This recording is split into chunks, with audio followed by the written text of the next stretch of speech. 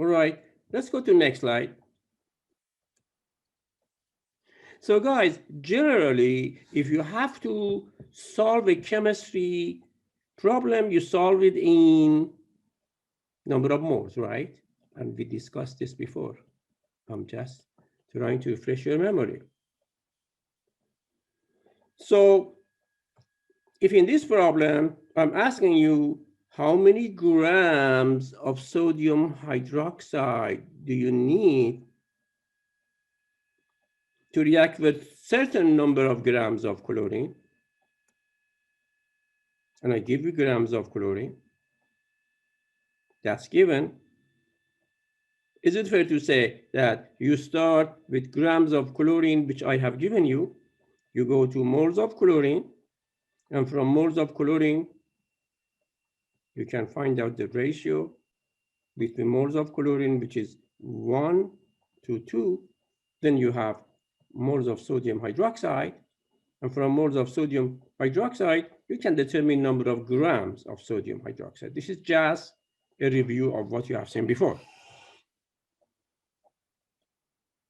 So if I go to next slide,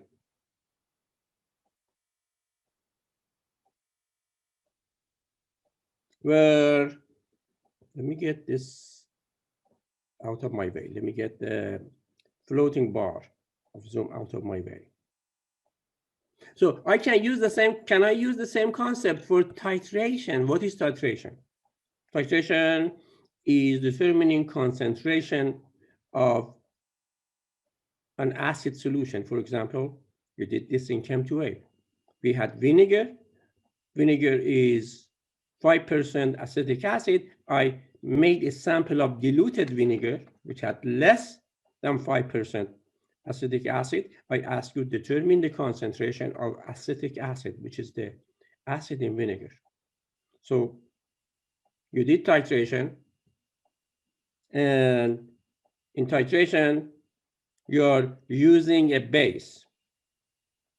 So the base in this problem is NaOH.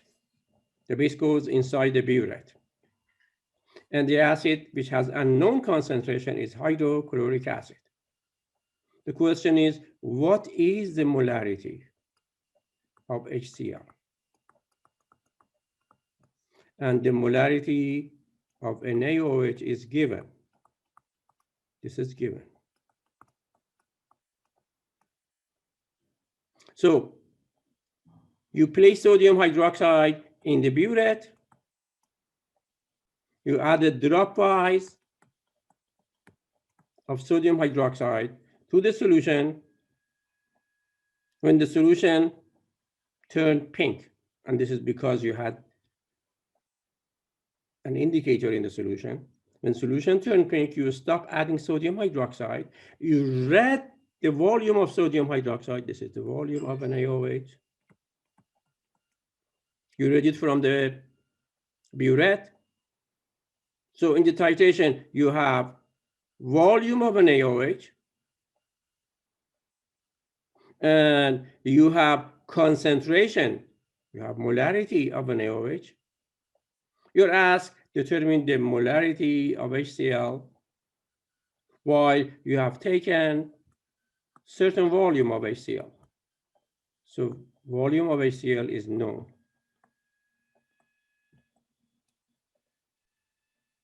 So in solving this problem, again, if you look at this equation, you see you have a balance equation. That means you know the stoichiometry of the reaction. What is the stoichiometry? The ratio between number of moles of HCl, which is 1, to number of moles of NaOH, in this case is 1 to 1. That means every mole of NaOH reacts with 1 mole of hydrochloric acid. So when you have the volume of NaOH, which is known, and you have molarity of NaOH, which is known,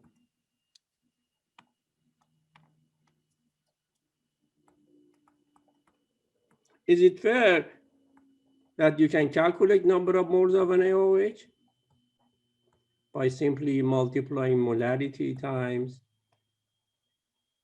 volume. And both of these are given here. So once you have moles of an NaOH, you look at equation, you see the ratio is 1:1. So you can determine number of moles of HCl. And once you have number of moles of HCl, which is N of HCl, can you determine M of HCl? Knowing that molarity is number of moles divided by volume. You have the volume, you have number of moles, you can calculate molarity. So in titration, you have unknown solution of acid, you have a known solution of base, you calculate volume of the base needed to neutralize the acid, then you are going to write a chemical equation, a balanced chemical equation. You use the ratio between number of moles of reacting substances to determine concentration of the unknown acid.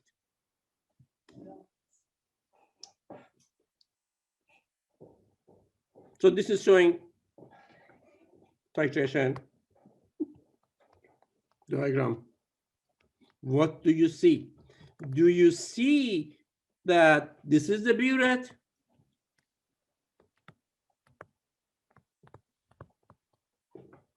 I think there is an E here, I'm not sure. And inside burette, what do you have? You have solution of an NaOH. This is LMR flask with a known volume of the acid. You add base dropwise to the flask. You stir it. When the flask goes pink, you stop adding. You read the volume of the NaOH which was in burette, which is used. How much is used? Then you have the volume of an NaOH, and you have the concentration. You have the volume of the acid. Here you got 10 ml of the acid. Let's say 10 ml. And this is the volume of the HCl. You have volume of HCl. You have volume of an NaOH and molarity of an NaOH. You can determine concentration of HCl. And I'm going to give you example. So before, you're starting from here on the left. You have acid and few drops of indicator. Keep adding an NaOH until solution goes light pink. Stop adding an NaOH. You have the reading of burette before. You have the reading of volume of burette after. The difference shows the volume of the NaOH used. And you have the concentration of an NaOH. So you can calculate the concentration of the acid inside the flask.